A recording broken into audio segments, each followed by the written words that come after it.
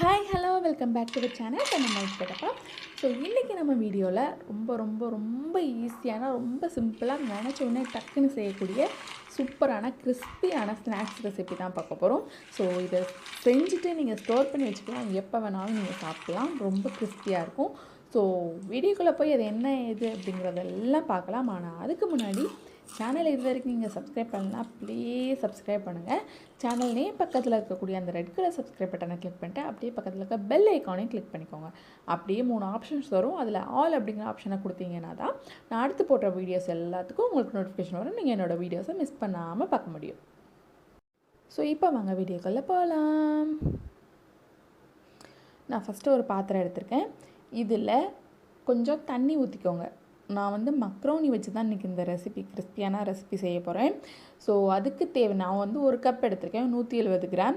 So அதுக்கு தேவையான தண்ணி சேர்த்துக்கோங்க. தண்ணி கொஞ்சம் அதிகமானால் பிரச்சனை கிடையாது, தண்ணி கம்மியாகாமல் பார்த்துக்கோங்க. ஏன் தண்ணி அதிகமாக சேர்க்கணும் அப்படின்னு பார்த்தீங்கன்னா, கம்மியாயிடுச்சு அப்படின்னா அது நல்லா ஒட்டி பிடிச்சிரும், குழையிறதுக்கும் சான்ஸ் இருக்குது. அதனால் தண்ணி எப்போவுமே கொஞ்சம் அதிகமாக வச்சுக்கோங்க. இப்போ இதுக்கு தேவையான உப்பு நம்ம சேர்த்துக்கலாம். மக்ரோனி வேகிறதுக்கு தேவையான உப்பு சேர்த்துட்டு அதை மிக்ஸ் பண்ணிவிட்டு அதை அப்படியே எடுத்து அடுப்பில் வச்சிடலாம்.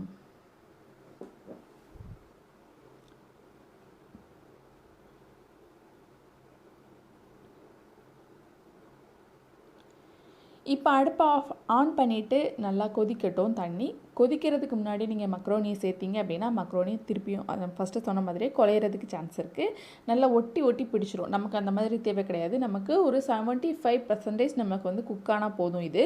அப்படிங்கிறதுனால நல்லா ஒன்றோட ஒன்று ஒட்டாமல் இருக்கணும், அந்த மாதிரி பதத்தில் தான் நமக்கு இது கிடைக்கணும்.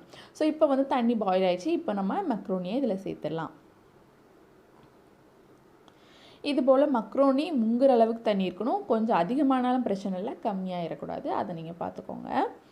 இப்போ இது கூடவே நான் இன்னொரு பொருள் சேர்க்குறேன். என்ன அப்படின்னு பார்த்தீங்கன்னா ஆயில். நீங்கள் எப்போவும் குக்கிங்க்கு என்ன ஆயில் யூஸ் பண்ணுறீங்களோ அந்த ஆயிலை ஒரே ஒரு ஸ்பூன் இதில் சேர்த்துக்கலாம். ஏன் அப்படி சேர்க்குறோம் அப்படின்னா திருப்பியும் அதே ரீசன் தான், ஒன்றோட ஒன்று ஒட்டாமல் இருக்கணும், அதுக்காக தான் நம்ம இதை ஆயிலும் சேர்க்கணும். இந்த மாதிரி ஒரு ஸ்பூன் சேர்த்திங்கன்னா போதும். சேர்த்துட்டு நல்லா மிக்ஸ் பண்ணி விட்டுக்கோங்க. இது நல்லா கொதித்து நல்லா வேகட்டும். 75 to 80% நமக்கு வெந்தால் போதும். அந்த மக்ரோனி நல்லா சாஃப்ட் ஆகணும், அது வரைக்கும் வெந்துச்சுன்னா போதும். இப்போ பார்த்திங்கன்னா தெரியும், நல்லா சாஃப்ட் ஆயிடுச்சு. இதை நம்ம இப்போ என்ன பண்ண போகிறோம் அப்படின்னு பார்த்திங்கன்னா, அடுப்பை ஆஃப் பண்ணிவிட்டு இதை எடுத்து அப்படியே தண்ணியை வடிகட்டி எடுத்துக்க போகிறோம். இந்த மாதிரி ஒரு அரிப்பு வச்சுட்டு அதில் தண்ணியை மக்ரோனிஸை தனியாக வடிகட்டி எடுத்துக்கலாம். வடிகட்டி எடுத்துட்டு இதுக்கு மேலேயே கொஞ்சமாக நார்மலான வாட்டர் நீங்கள் சேர்த்து அலசி எடுத்துக்கோங்க. இதுவும் அதே ரீசன் தான் ஃபார் என்ன அப்படின்னு பார்த்திங்கன்னா, அந்த ஒட்டாமல் இருக்கிறதுக்காக. அந்த சூட்டோடு அப்படியே வச்சிட்டாலும் இது ஒட்டி பிடிக்கிறதுக்கு சான்ஸ் இருக்குது.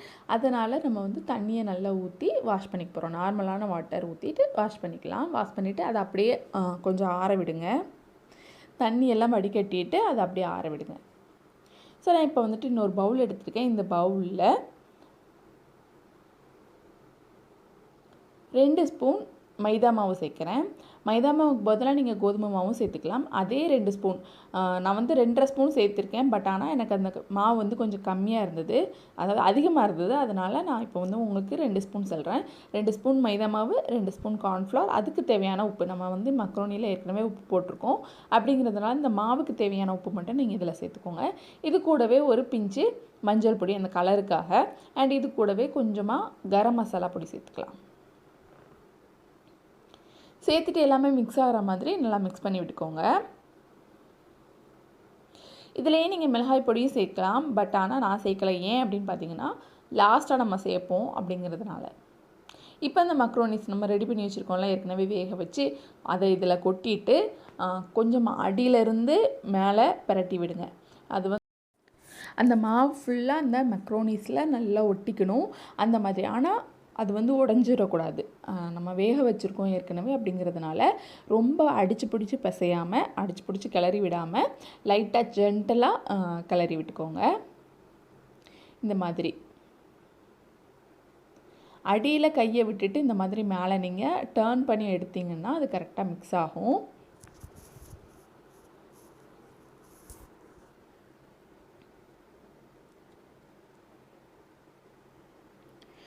இந்த மாதிரி மெக்ரோனிஸ் எடுத்துக்கிட்டிங்கன்னா உங்களுக்கு இன்னும் கொஞ்சம் ஈஸியாக இருக்கும். இதுவே பைப் மாதிரி இருக்கும்ல, அந்த மாதிரி மெக்ரோனிஸ்னால் உள்ளே வந்து அந்த மாவு வந்து உள்ளெல்லாம் பிடிக்காது. அப்படிங்கிறதுனால இந்த மாதிரி சிப்பி மாதிரி இருக்கக்கூடிய இந்த இதை நீங்கள் எடுத்துக்கலாம். ஸோ இந்த மாதிரி நம்ம மிக்ஸ் பண்ணியாச்சு. இது ரெடி டு ஃப்ரை.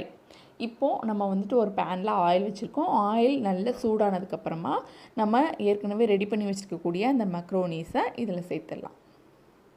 சேர்த்துட்டு நல்ல ஒரு கோல்டன் கலர் ப்ரௌன் கலரில் வந்ததுக்கப்புறமா இதை நம்ம ஆயிலேருந்து ஃப்ரை பண்ணி எடுத்துடலாம்.